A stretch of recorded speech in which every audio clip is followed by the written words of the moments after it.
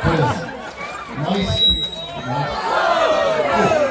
speech tonight, you'll never guess what I'm about to say. Wow, we know.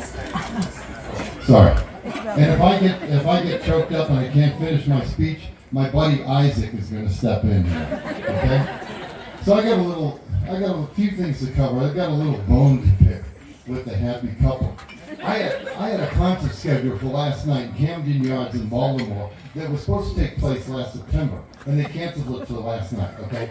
So I told Sean last February, my favorite Bruce Springsteen's playing September 13th. I'm going. She goes, we got a wedding to go to. I said, we do? Whose?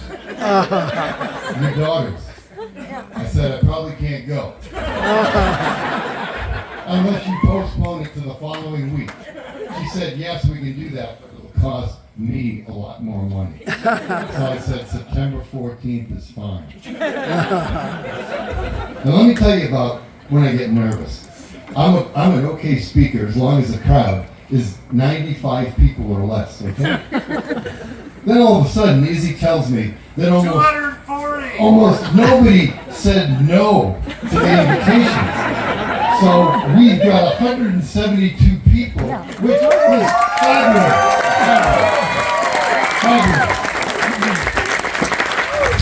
It makes me a little nervous to speak, you guys, so bear with me. But for Michael and Izzy, it says so much about how many people care about them. It's fabulous. All right, and let me tell you, the last few days, I've gotten so much respect here. People are calling me father of the bride, and it's like, I've gotten more respect than I've gotten in years. So, I wish my title could continue. I mean, I watched Father of the Bride with Steve Martin 2 weeks ago. My wife Sean made me watch it, and I loved it. Steve Martin had deer in the headlights the whole time. That's exactly what I've had. Okay? But here's what I don't look forward to. After this wedding, as of midnight tonight, I go from father to the bride to Izzy's old man. So I don't know if I like that. So I want to thank everybody who's involved, especially Kelly from Calico Weddings. Tremendous job. Kelly's taught us a lot about weddings, for sure. That didn't really make sense. But I want to reiterate what my daughter Izzy said. What Sean Allegrezza did for this wedding. Yeah, Sean. She worked tirelessly.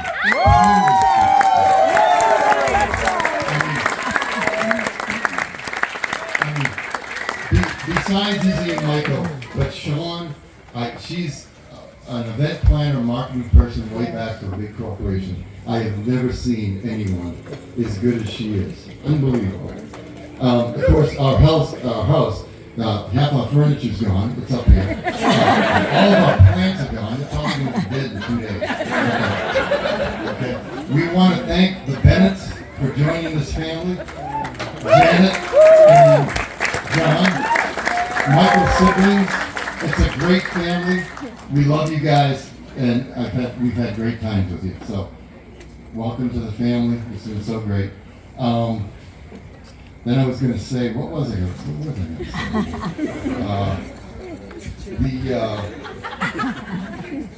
I do have note cards.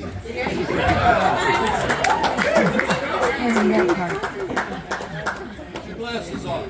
Yeah. You know, there's some things in life that we remember that forever change you, and a special event that is forever in your memory banks. Okay, so I want to tell you what really led to these two meeting, okay? It's a great story. Oh, and I want to thank everybody coming from near and far. I mean, everybody that came. And I want to tell you a quick story. I want to give you a shout out about one person who came to this wedding. And this guy has not flown on a plane in 41 years. Okay? 41 years. And it's my brother, Robert Allegrezza.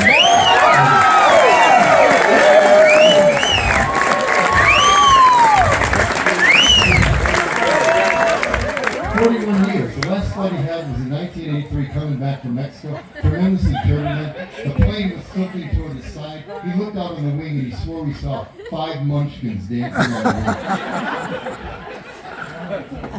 But let's talk about the event that really led to these guys meeting. Okay, I'm from Massachusetts.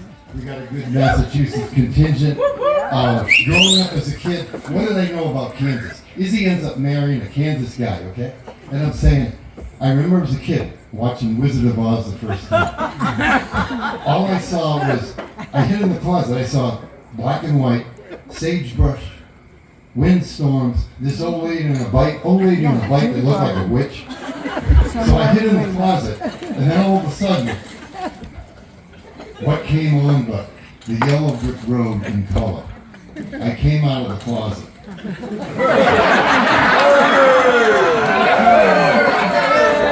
Okay, so, getting back to Kansas, okay? So I'm from Massachusetts. Back in I Kansas. drove out by myself in 1986 to meet Sean, who was already here.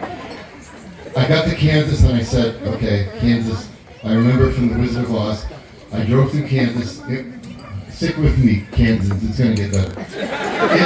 It looked like the moon, like a different planet. Drove through Kansas, got to Colorado. Eastern Colorado looks no better. And I said, I will never go back through Kansas unless it's going back east for good. I will never drive there, okay?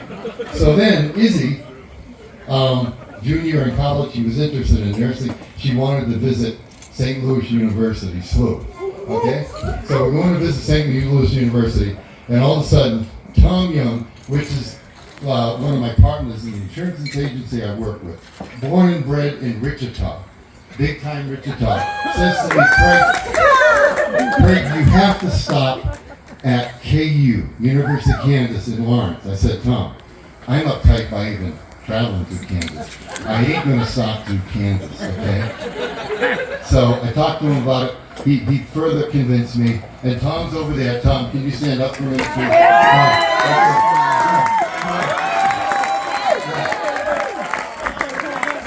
Massachusetts, remember? You what? The main streets, Massachusetts. So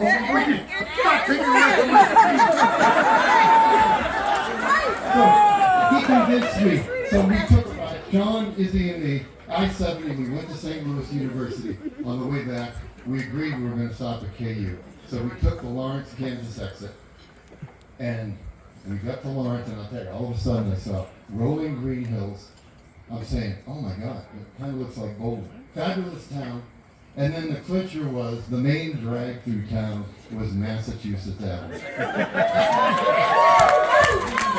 So Izzy was convinced she's going there, and I'll tell you, we've met so many great people from Kansas. We visited her in Lawrence, loved the town. Then when she worked in KU, went to Kansas City, to go to great jazz clubs, see the Royals. People from Denver don't go see the Chiefs, so we didn't go see the Chiefs. So that's how, talk about an event that made a difference. We stopped at KU. Izzy loved it, spent 2 years there, so it was fabulous. So Michael, real quick, I don't think we could find a better partner for Izzy than you. He moved out here. I will say, after he moved out, he kind of had a buzz on one night.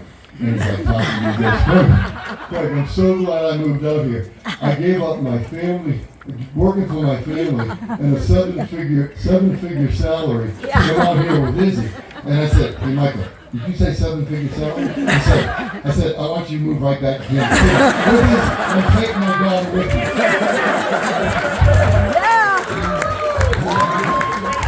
He's a tremendous handyman. He's done so much work in this house. I wish I had half the talent that he does. Again, he's great for my daughter. Congrats, Michael. And Isabella Allegrezza, the growth I've seen in you from Izzy Allegrezza, small kid who nicknamed herself Big George Sam. because she was a tomboy just like her mother.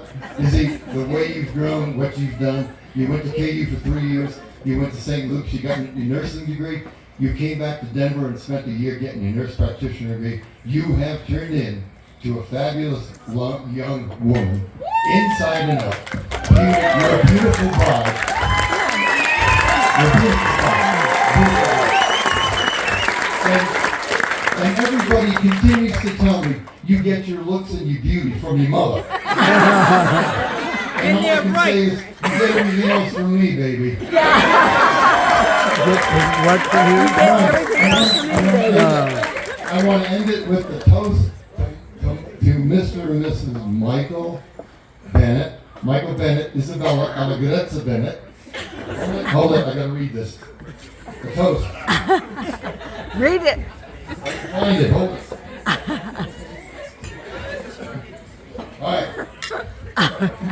All right. Everybody, if you have a glass, pick it up. Yeah. My toast to Michael and Izzy is may you love each other today and every day after this. May each of you be willing to compromise when you must, so your love lasts for the rest of your lives. Touche.